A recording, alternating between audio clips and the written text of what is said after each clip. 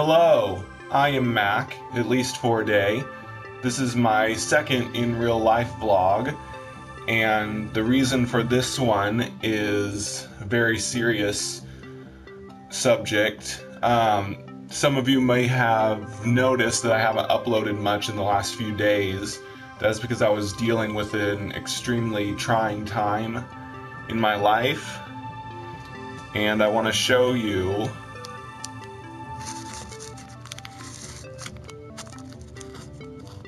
this is a picture of my mother.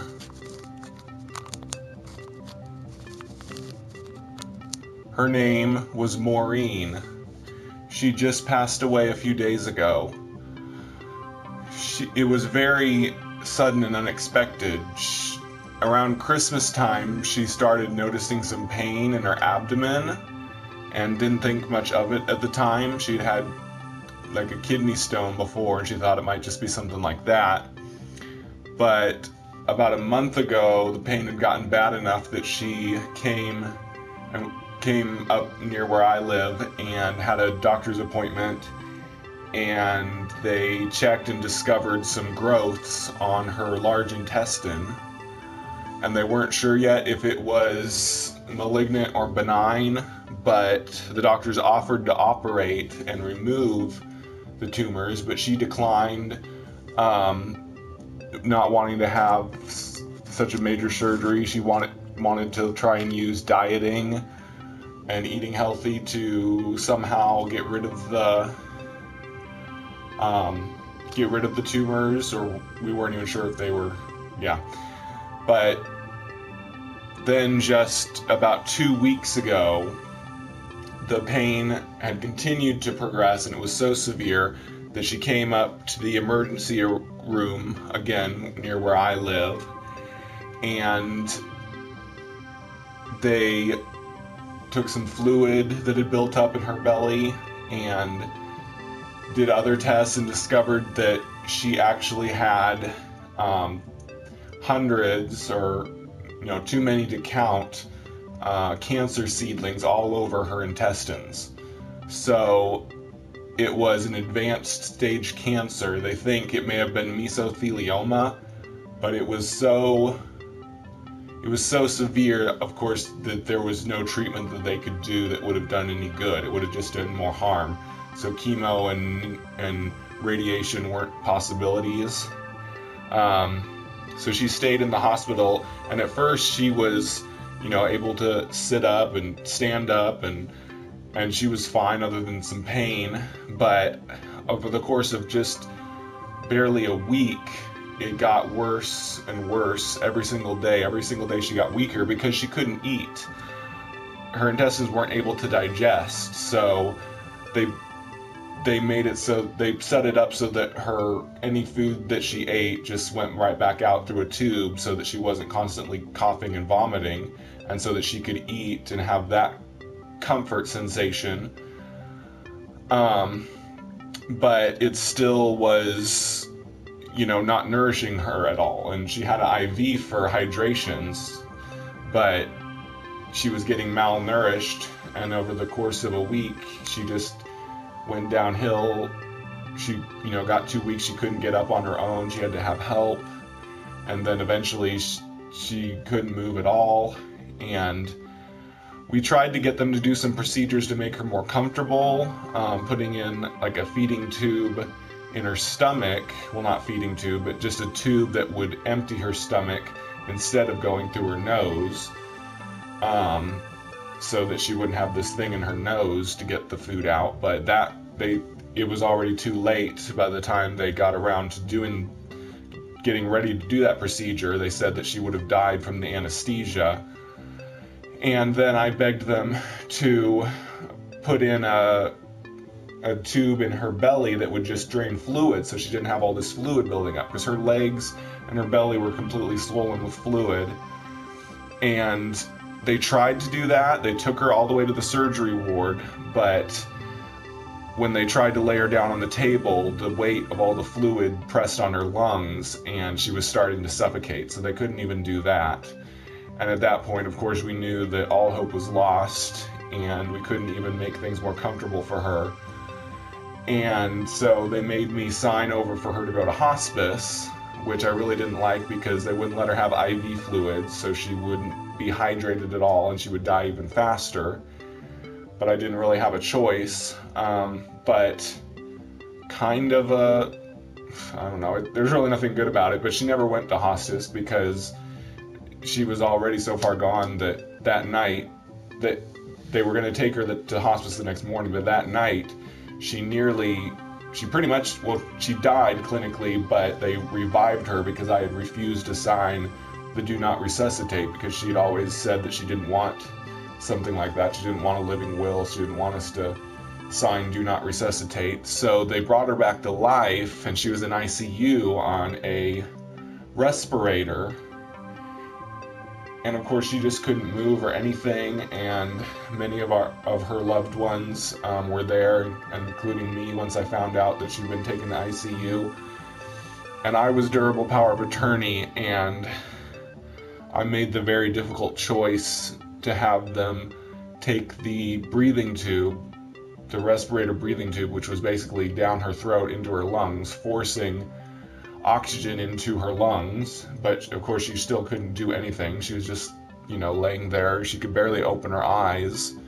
And we debated it. I really didn't want to have to make that choice, so I debated with the loved ones, and we asked her, and she was able to open her eyes.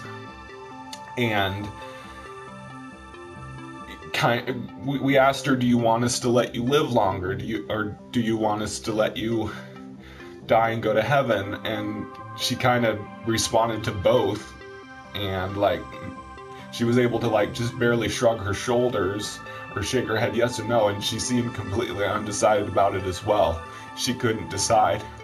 I'm sorry. It's still very emotional. But so she was scared. Obviously, anybody would be scared of death. My family is Christian. I'm a Christian. We believe that we go to heaven when we die. But sorry. But it's still hard. It's still hard it's still scary when you're going to die. Oh, by the way, the reason I covered up this other person, not because I didn't want them in the picture, but cat just hit the camera. It's not because I didn't want the person in the camera, but that person is still alive, and I didn't have their permission to put them in a YouTube video, so that's why that's covered up. But anyway, finally I made the decision, and I had the people in the ICU pull the respirator tube out of her throat, and she breathed on her own for about 5 more minutes. And go away, kitty. I inherited her cat. I forgot to put him away before I did this video. Go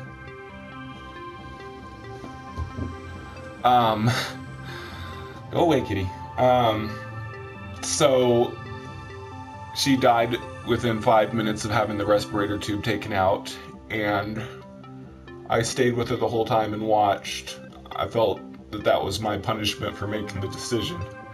But now that I think about it, obviously I think it was the right thing to do, and thinking back, she actually did tell me that she didn't want to be on a respirator. She said that if it got to the point where she would have to be on a respirator, she wouldn't want to be on a respirator. So I did honor her her wishes by doing that. So anyway, so she passed away a couple days ago as of making this video, and the memorial service for her is about a week from now. I had her cremated, so we can wait and do the service whenever we want, and we're doing it a week from now. And so I'm doing the eulogy for her service, and I'm going to read the eulogy here on this video. I'm just going to say the name that she went by. I'm not going to say her full name. But my mother, Maureen, was a human being. She wasn't perfect. None of us are. But she was good. She was a very good person. She was an artist.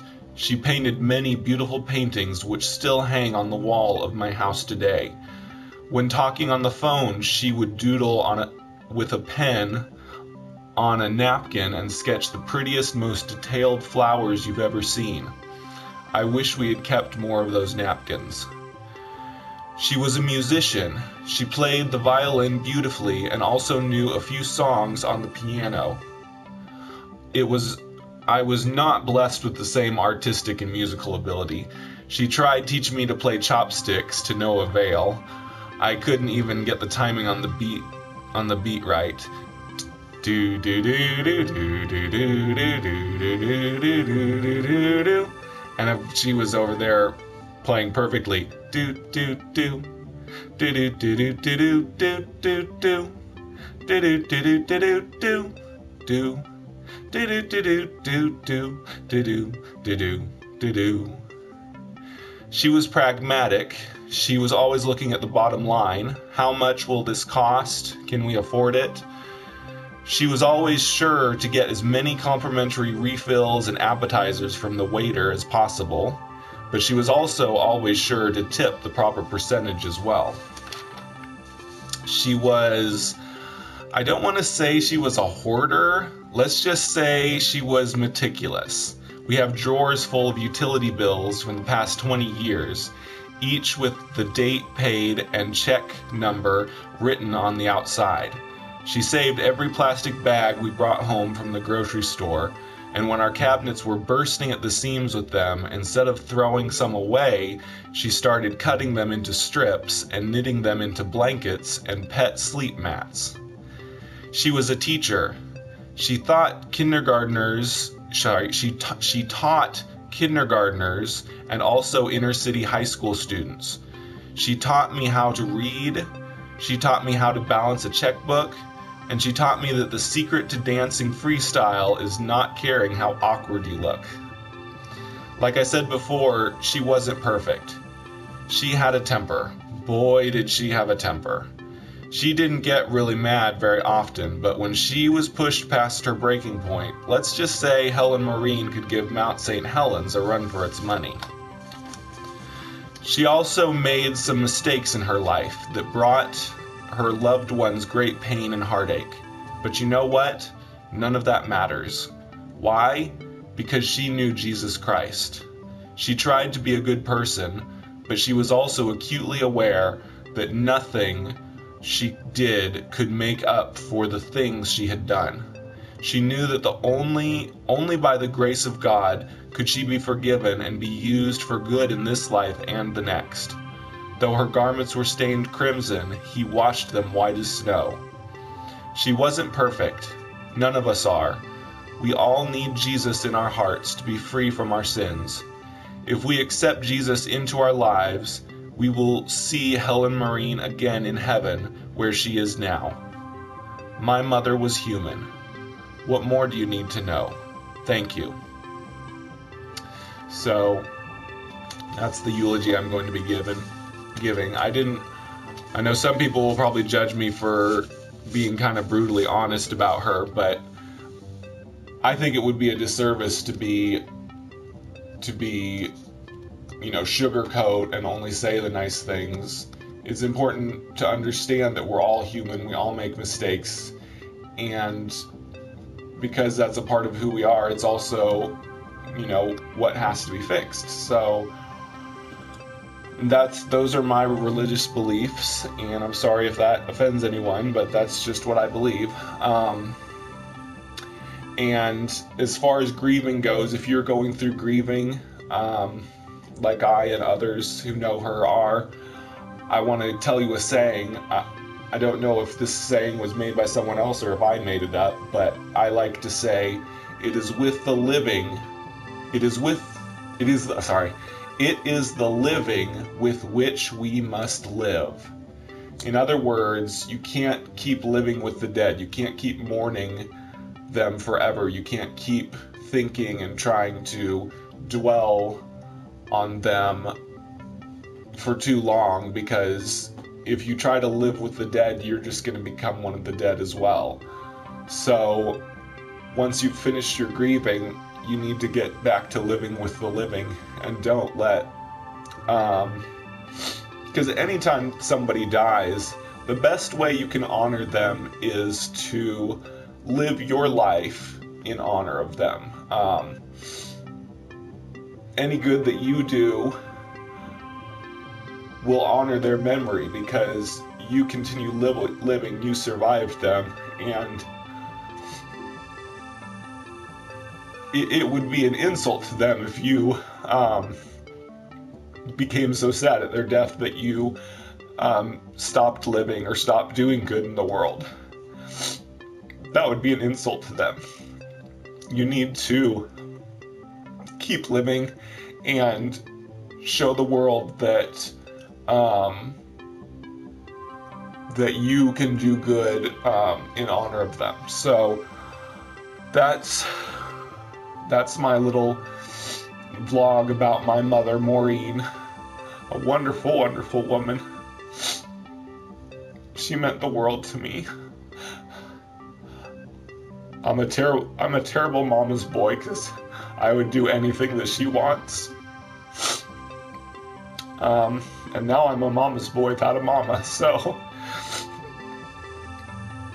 I'm gonna be finished with my grieving soon, and I will get back to living and, you know, making videos, which she, before she passed, a few months ago, I told her about my YouTube video, and she watched my videos and she liked them, and